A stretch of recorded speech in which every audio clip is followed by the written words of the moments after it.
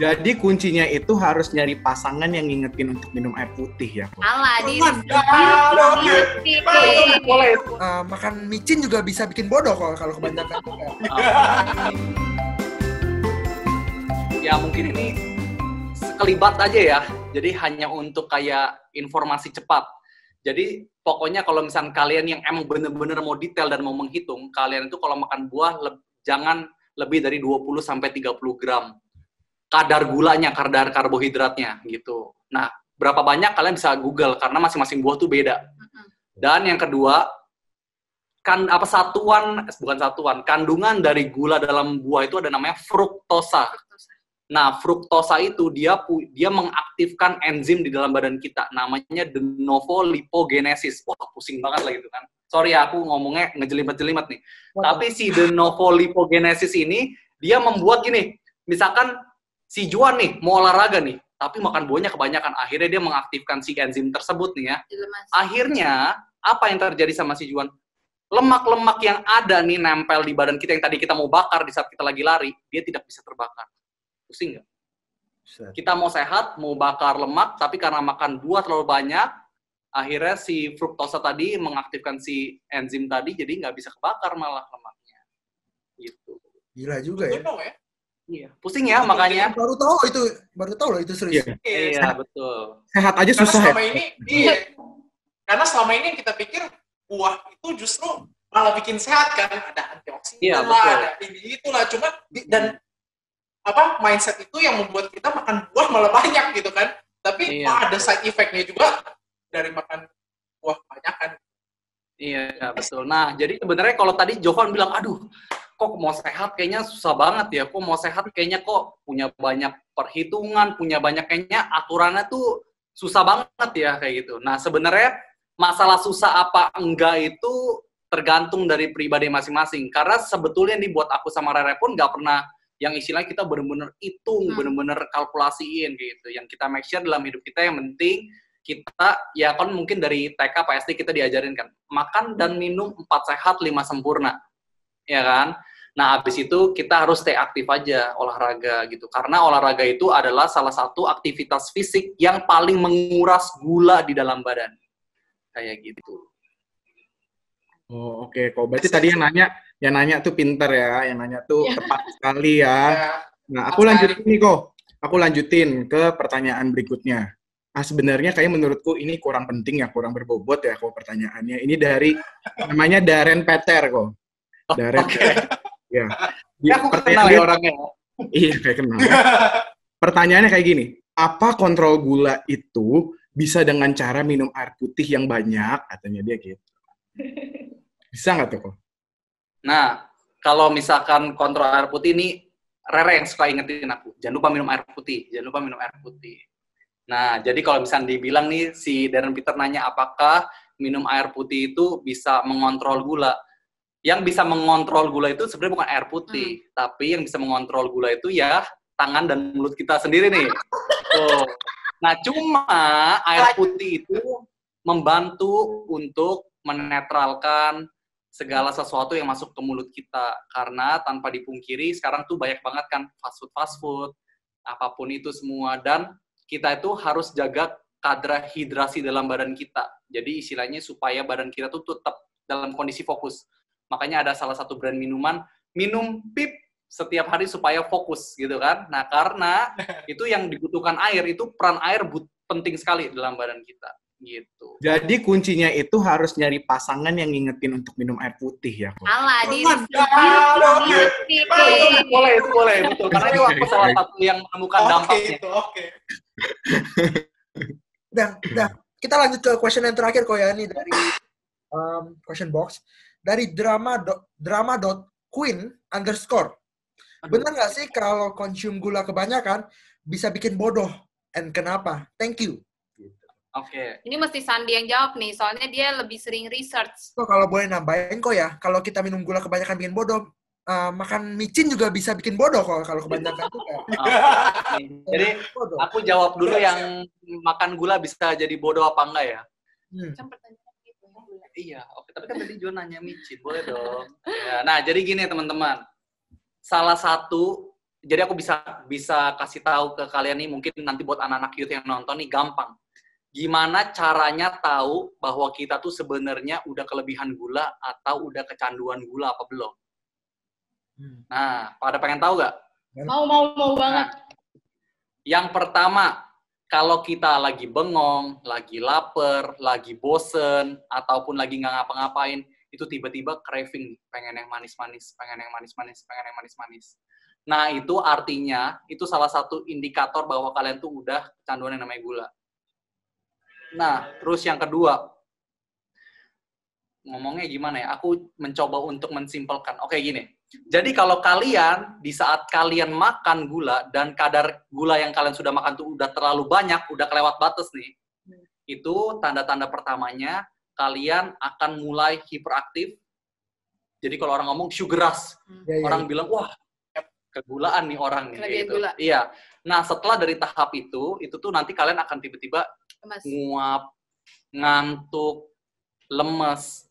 Nah, itu makanya mungkin yang dimaksud sama si drama.queen ini, wah, jadi rada-rada on nih kayak gitu.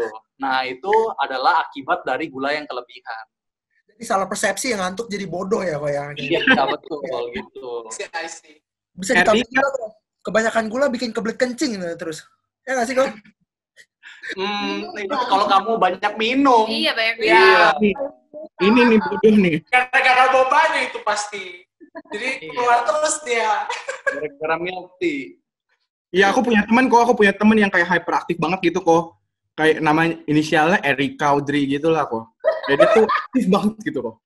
Suka nguap gitu, tiba-tiba suka nguap sendiri. Gitu. Tapi aku juga baru tahu loh, ternyata itu bener ya statement itu ya. Orang kalau kebanyakan gula bisa hiperaktif. Iya, betul. Nah, sebenarnya di saat kalian hiperaktif itu, jadi kita itu ibarat punya pagar penjaga nih. Badan kita ini punya pagar penjaga. Nah, di saat kita bisa sampai hiperaktif segitunya, sebenarnya secara nggak langsung kita tuh udah ngejedot-jedotin badan kita, kepala kita ke si pagar penjaga itu. Dan parahnya itu sampai jebol, teman-teman. Kalau kalian sampai ngantuk, lemes, atau bahkan kalian udah ngantuk, udah lemes nggak berapa lama, itu kalian bisa, aduh lapar lagi ya, pengen lagi makan ya. Nah, itu tuh sebenarnya pagar penjaga kalian tuh udah jebol. Dan itu sebenarnya sangat berbahaya, kayak gitu. Misalkan kadang-kadang kan orang ngomongin, aduh kenyang bodoh kayak gitu ya, kalau habis makan. Nah, sebenarnya tuh itu kita lagi jedot-jedotin pagar penjaganya kita, gitu. Sebenarnya harus riset balik lidah kita sih.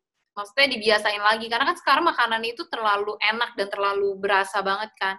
Awalnya emang rada susah, awalnya butuh effort, karena awalnya tuh craving banget. Tapi memang aku bilang sama Sandi, aku paling sering craving manis itu saat aku lagi mau, kalau cewek-cewek biasa lagi mau datang bulan. Nah itu biasa mulai tuh cravingnya. Nah biasa aku cuma craving saat itu, tapi kalau misalnya nggak lagi datang bulan, nggak kepengen craving manis. Dan karena aku lumayan menjaga apa yang aku makan, kayak tadi aku bilang, aku cuma makan sugar itu biasa sehari-hari dari kopi, kecuali kalau aku pergi sama teman-teman aku ya makan roti bakar, lain sebagainya. Tapi sisanya aku makan masih dalam kategori ya cukup healthy food lah gitu, biasain. Jadinya nanti ketika kalian makan manis, lidah kalian tuh udah kayak, ini kemanisan, ini udah terlalu asin. Jadi lidah aku sekarang kayak gitu, kayak ini udah kemanisan, yang ini udah keasinan, jadi maunya yang plain aja, gitu. Iya sama Ci, kalau datang bulan juga suka gitu aku Ci. Iya. Mau bagi pengalaman deh, Cok. Jadi bingung nih kita nih. Ini cowok atau cewek lu? Iya sih. Tapi memang benar yang Bos Hadi dan Cirere bilang, ketika kita mau mulai kontrol, kita pasti akan kepikirannya itu terus gitu. Karena habit kita setiap hari kan minum gula dan makan gula gitu kan. Snack juga pasti gula. Dan itu saya juga alami, gue juga alami dari bulan Maret itu saya bertekad diet gitu karena udah mulai mau quarantine kan, jadi saya bertekad harus kurus karena dari bulan Juli sampai Desember tahun lalu saya naik 20 kilo. Jadi saya bertekad banget tuh untuk turunin banyak kan 20 kilo kan. Berarti dari awal itu berat saya 105 kilo.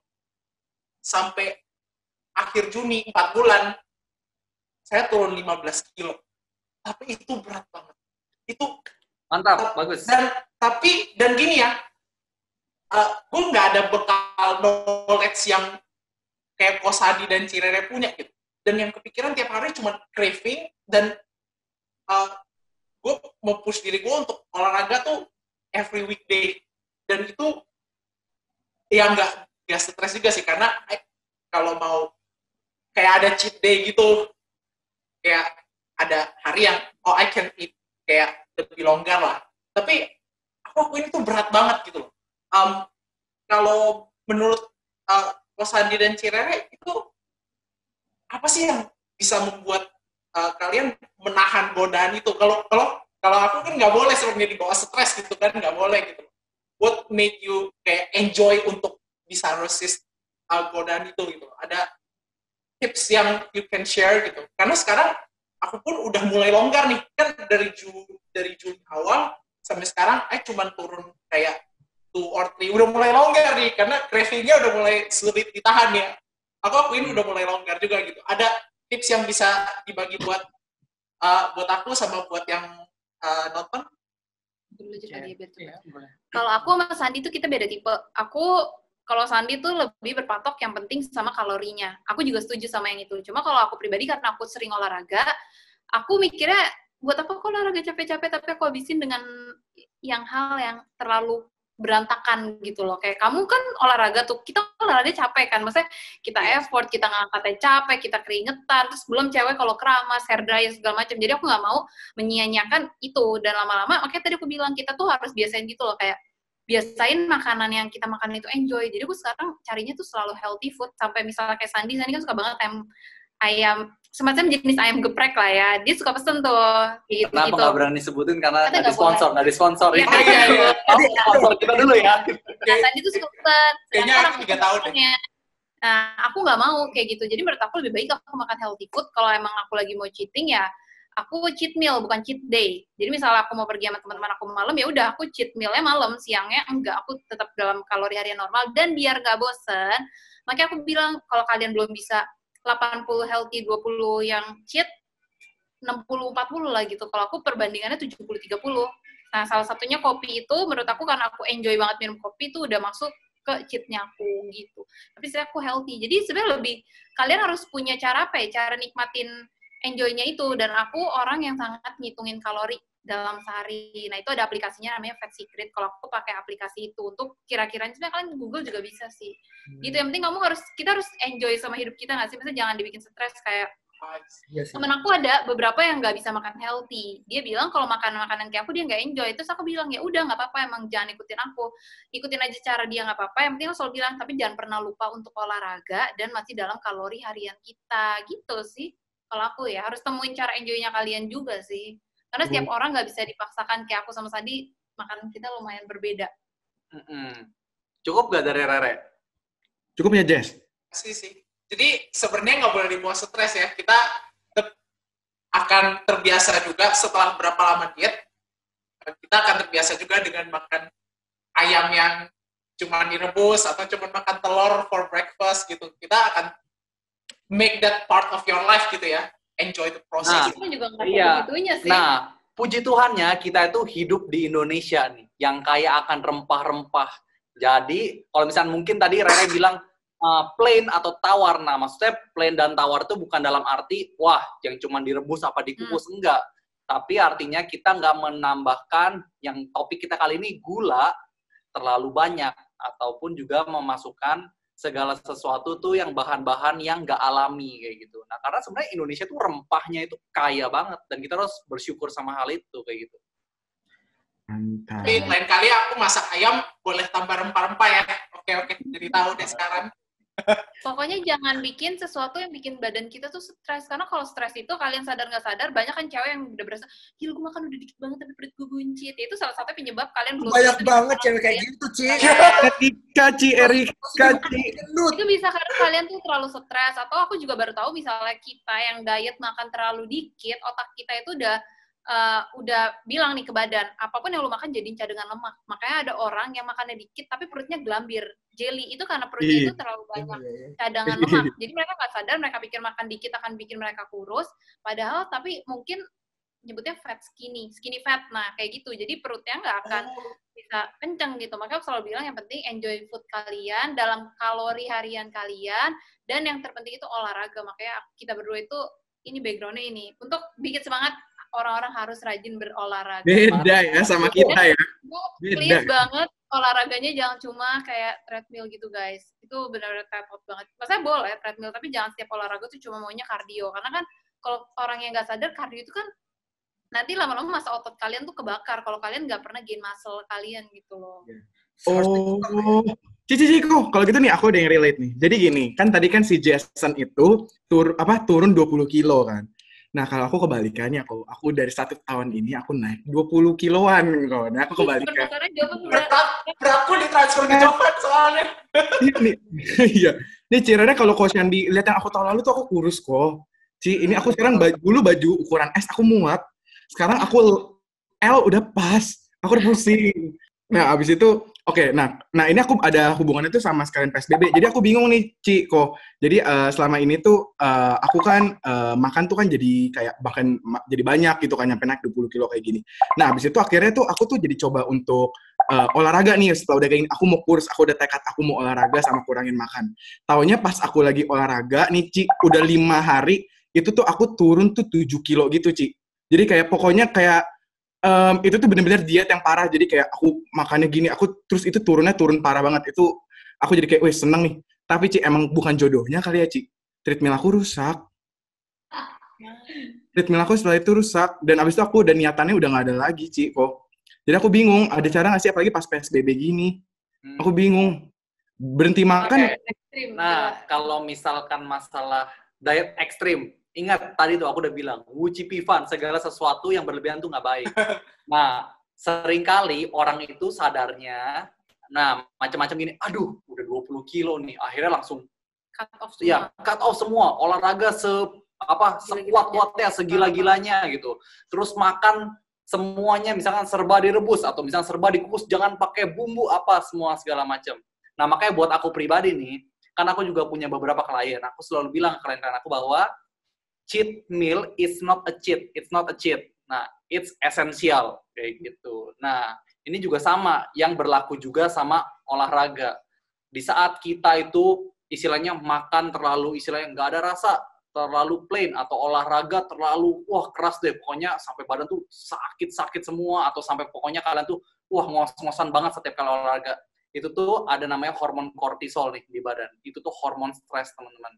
Dan di saat hormon stres itu kita terlalu tinggi di badan itu tuh maunya juga nyaman, nggak mau ada di tingkat tinggi terus. Nah, akhirnya di saat dia membludak itu biasanya apa? Akhirnya, kalau olahraga, akhirnya dia jadi males banget, nggak mau olahraga lagi. Jadi kapok, nggak mau olahraga. Atau kalau yang sama makanan, akhirnya nanti dia jadi namanya binge eating. Jadi sekalinya makan, misalkan nyentuh something yang manis, ataupun makanan yang ada rasa, dia nggak akan berhenti. Makan terus kayak gitu. Nah, jadi artinya apa? Artinya kita perlahan-lahan gitu. Dan olahraga itu makanya di youth ada circle kan, punya namanya komunitas kayak gitu. Nah, sama juga di saat kita berolahraga, itu juga kita harus punya komunitas. Punya teman-teman yang memiliki habit yang sama, suka olahraga, terus sama-sama ngingetin jaga kesehatan.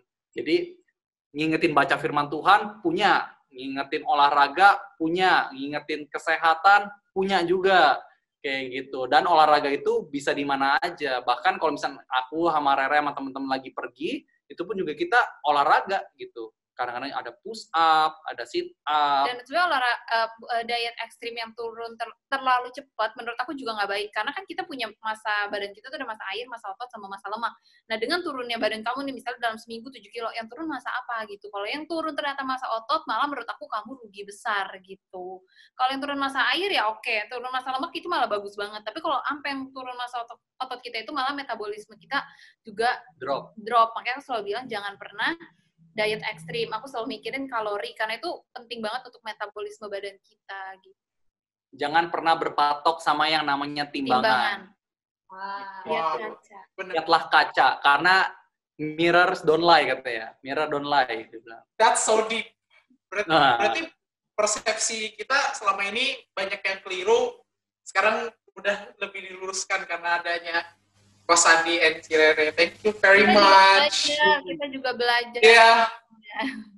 Jadi hari ini ya Ci, mungkin buat orang-orang yang pengen biar tips diet gitu, intinya mereka tetap harus enjoy, terus pilih juga, tetap harus dihitung juga kalorinya, hariannya mereka berapa, sama mereka yang pasti enjoy, jangan stres ya Ci ya.